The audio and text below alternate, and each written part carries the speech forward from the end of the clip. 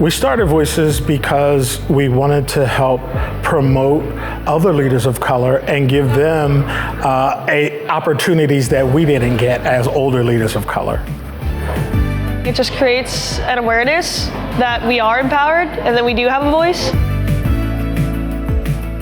We as human beings have so much to learn from people who are different from us.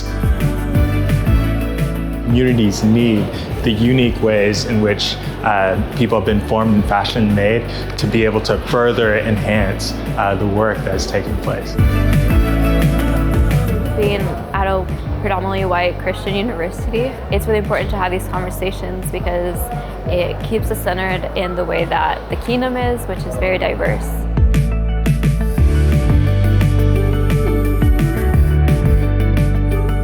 I think in a real way we give permission to bring their full selves, their cultural self. We believe diversity is a theological imperative for the flourishing of God's kingdom.